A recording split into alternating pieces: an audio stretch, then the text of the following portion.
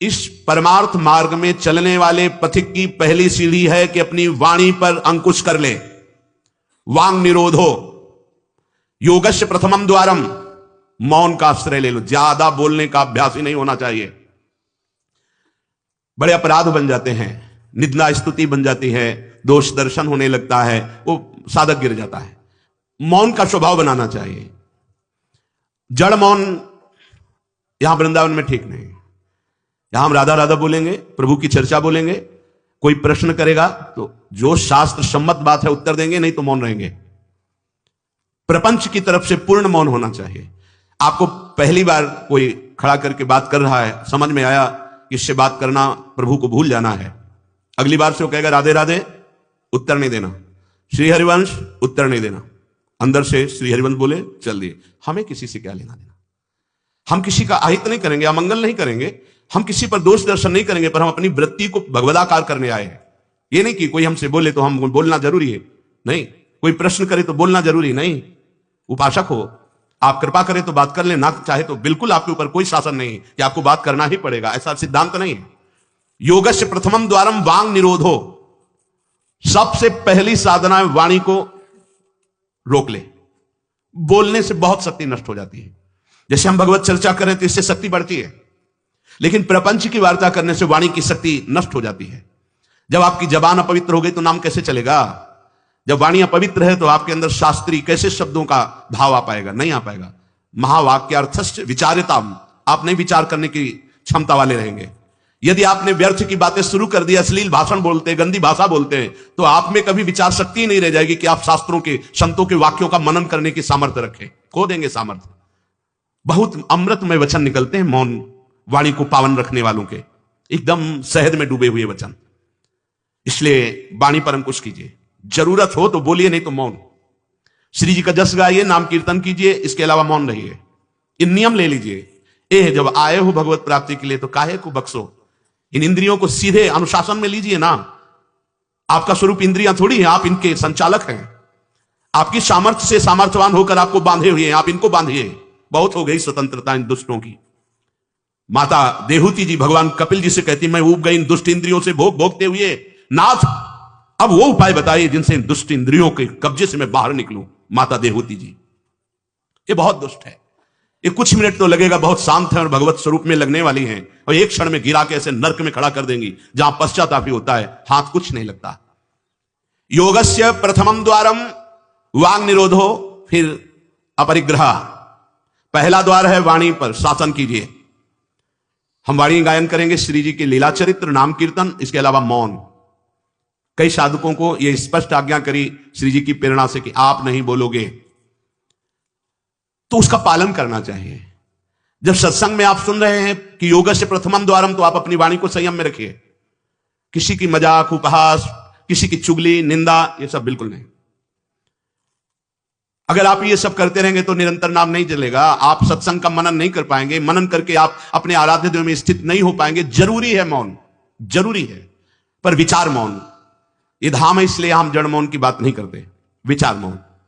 और वो मौन ही किस काम का, जो एक शब्द में हम बात कर लेते हैं, वो 5 मिनट लगाएं। जैसे कोई बात करनी, अब वो कुछ बोला, अब उसमें पूरी एकाग्रता, पूरी शक्ति नहीं, सीधे बोल दे, स्विच ऑफ कर दे, क्या चला गया। जड़ मौन के लिए फिर ना ऊ, कुछ नहीं, ना लिखना, ना पढ़ना, ना कुछ, बिल्कुल बालवत परमहंस स्थिति।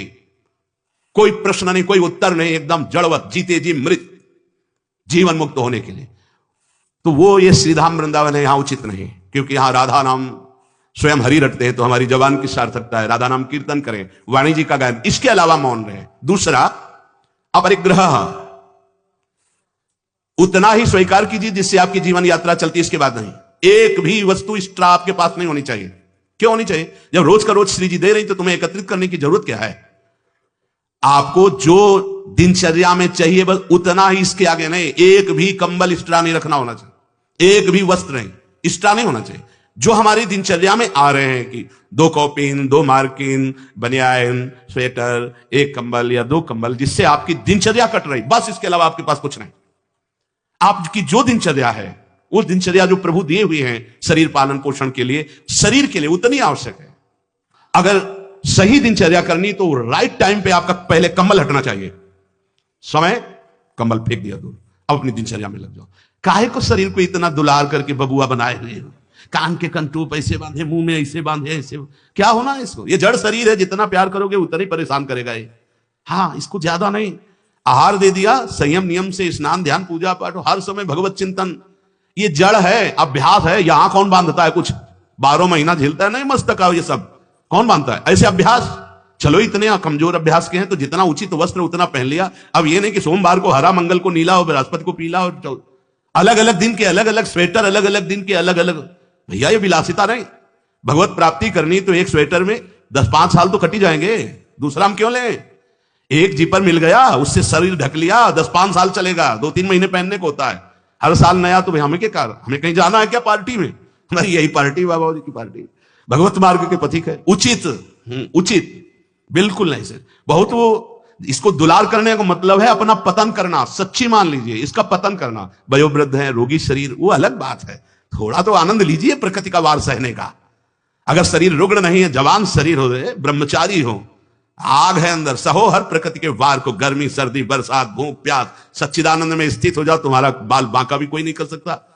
अब मार दिन में 50 बार शीशा देखना, अब वो फंसाएगा कि नहीं फंसाएगा? चेहरा फंसाएगा ना।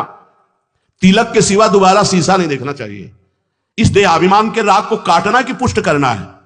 जय बार निकले तय बार देख करके हर सेटिंग किसको दिखा रहे हो यार? क्या तुम किसी को लुभायमान करना चाहते हो क्या? हरि को? तुम्हारे इस पार्थिव शरीर पर लुभायमान होने वाले नहीं, और जो लुभायमान होगा तुमको नष्ट कर देगा। तो हमें इसको बिगाड़ के रखना है, इसको सजा के नहीं, भगवत प्रसादी आदि लगाए। हमारा देहाभिमान बार बार हमको गिराने की कोशिश करेगा। ये हम जो हंसी मजाक में भी कह रहे हैं, इसको अच्छे से समझना। ये जो 2 प्रकार की पद्धति रखी गई है कि आप मुंडन करवा के रखिए क्योंकि आपके बालों से शोभा बढ़ेगी, और आप बाल रखा के रखिए क्योंकि आपकी शोभा बिगड़नी चाहिए। रज लगा के रखिए कि आपको ही आपके शरीर में राग ना रह जाए। बात यहां किसी के दिखाने के लिए नहीं है, आपके शरीर में आपको राग ना रह जाए। आप बार बार साबुन लगाएंगे, तेल लगाएंगे, बार बार शीशा कंघा और अपने चेहरे को सजाएंगे तो देहाभिमान पुष्ट होगा, ये नष्ट करेगा। कुछ नहीं है, बड़ी दुर्गति है, मान लीजिए।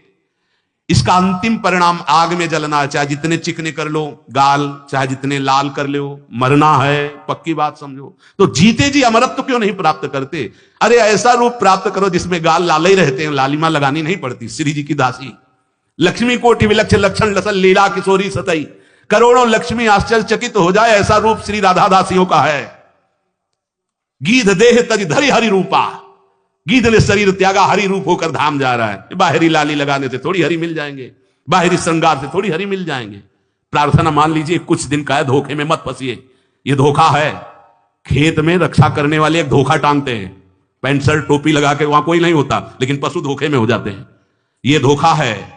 अगर पशुवत बुद्धि रखोगे तो ये धोखा तुम्हें पूरे जीवन, पूरा का पूरा जीवन नष्ट कर देगा। इसी धोखे से निकलने के लिए हमें अवसर मिला है। योगस्य प्रथमम द्वारम वांग निरोधो अपरिग्रह, वाणी से मौन रही और जितनी आवश्यकता है उतना वस्त्र लीजिए। एक संत भगवान आए थे, एक मार्किन ऐसे बांधे हुए थे, साल उड़ाया तो बोले आपकी आज्ञा इसलिए ओढ़ लेते हैं। तो हमका किसी बाहर निकल के किसी को दे देना, हमारी श्री जी की प्रसादी, इसलिए हमारी प्रसन्नता के लिए। तो उनका ओढ़ लेते हैं। पर महाराज हम रहते ऐसे ही हैं, हमका धन्य है, नौजवान हो, बहुत सुंदर है, तो हमका आप बाहर जब निकलना किसी को देखना ऐसे आवश्यक है तो आप दे देना। तो बड़े प्रसन्न हुए, आदर करके उन्होंने, पर हृदय में आदर हुआ उनका, नहीं मुझे नहीं चाहिए, मैं तो जैसी रहनी से रहता हूं। हमने घटिया घाट है एक, फर्रुखाबाद फतेहगढ़ की तरफ, वहां रुके हुए थे। एक महात्मा को देखा, वयोवृद्ध थे, एक पतली मार्किन, माघ महीना, ये कौन सा माघ चल रहा है, यही तो चल रहा है, मकर संक्रांति का अवसर। तो वहां रामनगरिया लगती है 1 महीने के लिए। जैसे प्रयाग में कुंभी और कुंभ में लगता है, तो गंगा किनारे हर साल मकर संक्रांति में हजारों लोग 1 महीना वास करते हैं, रोज गंगा स्नान त्रिकाल करते हैं। उन महात्मा जी के समीप रात्रि में गए तो शरीर कांप रहा था और मंत्राकार वृत्ति, एक झोपड़ी में बैठे हुए थे। बड़ी लज्जा लगी हमें अपने ऊपर कि हमारा जवान शरीर है, 30-35 वर्ष पहले की बात, और हम 1 मार्किन पहने, 1 मार्किन ओढ़े, ये तो केवल 1 मार्किन पे है, तो हमारा क्या कर्तव्य बनता है? हमको ये भी फेंक देना चाहिए। ये वयोवृद्ध हैं और मौन है, तो उनसे प्रार्थना की कि यहां आश्रम से एक कंबल ले आए, आपका शरीर कांप रहा है। ऐसे मुस्कुरा के कहा नहीं, वो चोट पे चोट लग रही थी, धिक्कार हमारे जीवन को, ये वयोवृद्ध होकर इतना तितिक्षापूर्ण जीवन, और हम जवान होकर के इसको सह नहीं पा रहे। आप सच्ची मानना, जो तितिक्षापूर्ण है बहुत जल्दी भगवत साक्षात्कार होता है। भगवान आदेश करते तास तितिक्षस्व भारत। आज हम केवल शरीर दुलार में अपने समय को नष्ट करते हैं, शरीर पोषण में। भाई देखो, ये छोटी छोटी बातें आपको देखने में लगती होंगी बड़ी बात है, यही आपको आपके आराध्य देव से विलग किए हुए हैं। महीना भर आप केवल ऐसे आहार करके देखिए कि जिसे तुम्हारा मन कहता अच्छा उसको हटा दीजिए। आज थोड़ा त्याग मत वर्णन कीजिए, आज थोड़ा हमारे उदर में परेशानी है तो हमें केवल आप रोटी और सब्जी दीजिए। महीना भर केवल रोटी सब्जी उचित। आप देखो, अगर आपके अंदर का रजोगुण तमोगुण नष्ट ना हो जाए तो कहना आपके अंदर सात्विक भाव आ जाएगा, मंत्र में स्थिति होने लगेगी। अब आप, हमने देखा है जैसे गुलाब जामुन कचौड़ी पकौड़ी ये सब कहीं जैसे भिक्षान्न में मिली भी और भर पेट पा लिया तो वो रस नहीं आया भजन में। जो एक सूखी रोटी ऐसे चबा के गंगा जल पी करके जो रस आता है ना, वो नहीं आता है। सच्ची मानिए, पहले के बड़े बड़े भजनानंदी महापुरुष अपने जीवन को ऐसे ही। तो अपरिग्रह ये बहुत बड़ी बात है, साधक यहां चूक करता है। देखो, आप लोग तो इतने बढ़िया अवसर पे हैं कि आपको ना किसी से मांगना है, ना आपको अपनी कोई परवाह होनी चाहिए, क्योंकि श्री जी व्यवस्था कर रही है। आपको जो वस्त्र उचित है वो ले लीजिए, जो भोजन उचित है, और अपनी सेवा और मंत्राकार वृत्ति, आपको किसी से कोई मतलब ही नहीं। आपको तो भिक्षान्न के लिए भी नहीं जाना है, अपने आप आकाश वृत्ति से प्रभु देते हैं। तो आपका रूम आपकी कुटिया है, आपकी दिनचर्या एक स्वयं की दिनचर्या है। आपके रूम में अपरिग्रह दिखाई देना चाहिए। बिछाने का, एक ओढ़ने का, जो आप जितना सहन कर सकते हैं उतना। अगर आप एक कंबल से रात काट सकते हैं तो दूसरी मत डालिए, चाहे 10,000 रखे हो, आपको क्या मतलब है? पूरी सृष्टि में सब भोग सामग्री आपके लिए है क्या? अपरिग्रह, हम जहां चूक करते हैं उसको पक्के से बांध लीजिए, अभी आनंद की धारा में आ जाओगे। वाणी को कंट्रोल, शासन, आवश्यक है तो बोलेंगे, नहीं तो मौन। दूसरा, उतना ही स्वीकार करेंगे जितने की आवश्यकता है। भगवदानुभूति के लिए एक बार तो आग लगनी चाहिए जीवन में, कि जीवन मृत तुल्य होना चाहिए। यहां जरा सा साधन बना कि पोस्टर बैनर में आ गए, प्रशंसा में आ गए, कैसे भगवत प्राप्ति होगी? अपरिग्रह। और आगे, निराशा च निरीहा च नित्य में एकांत शीतला। आशा ही परमं दुखम नैराश्यम परमं सुखम। उपासक को किसी व्यक्ति वस्तु स्थान से कोई भी आशा नहीं होनी चाहिए। हाथ जोड़ के तुम्हारे कमरे में पहुंचा दिया जाएगा तुम्हें जो आवश्यक है। तुमको आके रजिस्टर में लिखने की जरूरत नहीं, तुम्हें मांगने की जरूरत नहीं है। तुम निष्ठापूर्वक ध्यान दे करके देखिए, ये देखा गया जीवन में, जिस समय जो आवश्यकता होती है हाथ जोड़कर वो आता है। कौन? जिसकी शरण में हो, समझ नहीं पाते और कहता है ये वस्तु ले लो, तो आश्चर्य होता है कि ये बात कैसे कोई जान गया कि मुझे आवश्यकता थी, मेरे शरीर को आवश्यकता थी। जितनी जो आवश्यकता उतना। इसके बाद आशा ही नहीं, निराशा हमारा परम पद में पहुंचाने वाला मार्ग है।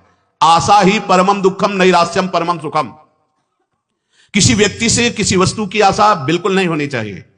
तब लग जोगी जगत गुरु, जब लग रहा है निराश, जब आशा मन में भई जग गुरु जोगी दास। आशा नहीं होनी चाहिए।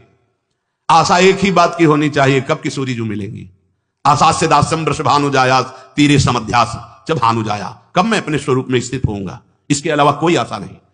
शरीर की आवश्यकता है, मान लो यहां सुविधा है कि भाई आप यहां से ले लीजिए तो आप ले लीजिए, नहीं तो किसी से मांगने की जरूरत नहीं। कभी तो ऐसे रहना सीखो ना, कोई आशा नहीं, कोई इच्छा नहीं, और आप हृदय की बात जानते हो। आप देखना, आपको जो शरीर की जरूरत हो आप देखते रहना, देते रहना। बिल्कुल बिल्कुल वो एक एक कदम पर देखते हैं। जो अव्यवस्थित, तो हमने देखा है एक एक कदम पर व्यवस्था। आपको अपने स्वामी पे विश्वास होना चाहिए, आशा किसी से नहीं। आशा एक राम जी से दूजी आशा छोड़ दे, नाता एक राम जी से दूजो नाता तोड़ दे। यहां संसार आशा में ही तो दुख को प्राप्त हो रहा है। पिंगला वैश्या को भगवान दत्तात्रेय जी ने गुरु माना क्योंकि उसने आशा का त्याग कर दी। आशा नहीं।